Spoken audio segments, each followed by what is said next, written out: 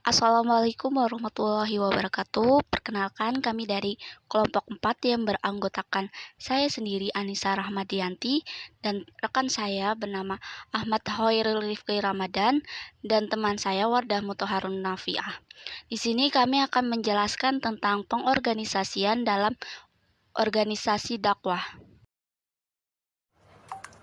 Yang pertama, ada pengorganisasian dakwah dalam organisasi dakwah. Pengorganisasian dakwah adalah keseluruhan proses pengelompokan orang-orang, alat-alat, tugas-tugas, tanggung jawab, dan wewenang sedemikian rupa, sehingga terciptanya suatu yang dapat digerakkan sebagai suatu kesatuan dalam rangka penciptaan tujuan yang telah ditentukan. Dengan demikian,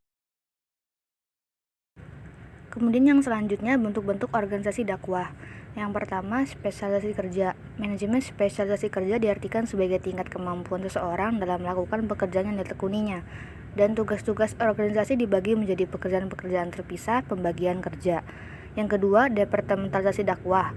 Setelah unit kerja dakwah dibagi-bagi melalui spesialisasi kerja, maka selanjutnya diperlukan pengelompokan pekerjaan-pekerjaan yang diklasifikasikan melalui spesialisasi kerja sehingga tugas yang sama atau mirip dapat dikelompokkan secara bersama-sama sehingga dapat dikoordinasikan.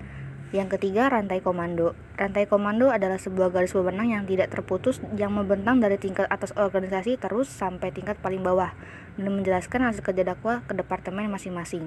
Yang keempat, rentang kendali merupakan suatu konsep yang merujuk pada jumlah tambahan yang dapat disupervisi oleh seseorang manajer secara efisien dan efektif.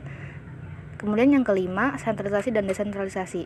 Sentralisasi dapat diartikan sebagai kadar sampai di mana pengambilan keputusan terkonsentrasi pada hierarki atau wewenang formal, yaitu hak-hak intern dalam posisi seseorang. Sementara desentralisasi adalah pengertian terbaik dalam artian pengalihan wewenang untuk membuat keputusan ke tingkat yang lebih rendah dalam organisasi. Dan yang terakhir, formalisasi dakwah. Formalisasi dakwah adalah sejauh mana pekerjaan atau tugas-tugas dakwah dalam sebuah organisasi dakwah dilakukan dan sejauh mana tingkat laku, skill, dan keterampilan para dai dibimbing dan diarahkan secara prosedural oleh peraturan. Untuk pembahasan yang terakhir, ada tujuan pengorganisasian dalam organisasi dakwah. Untuk yang pertama, membagi kegiatan dakwah menjadi departemen-departemen atau divisi-divisi dan tugas-tugas yang terperinci dan spesifik. Untuk yang kedua, membagi kegiatan dakwah dan bertanggung jawab yang berkaitan dengan masing-masing jabatan atau tugas dakwah. Yang ketiga, mengelompokkan pekerja-pekerja dakwah ke dalam unit-unit. Yang keempat, membangun hubungan di kalangan dai. Yang kelima, menetapkan garis-garis wewenang formal. Yang keenam, mengalokasikan dan memberikan sumber daya organisasi dakwah. Dan yang terakhir, dapat mengalurkan kegiatan-kegiatan secara logis dan sistematis. Sekian yang dapat kami sampaikan. Apabila ada kesalahan dalam menyampaikan presentasi, kami memohon maaf.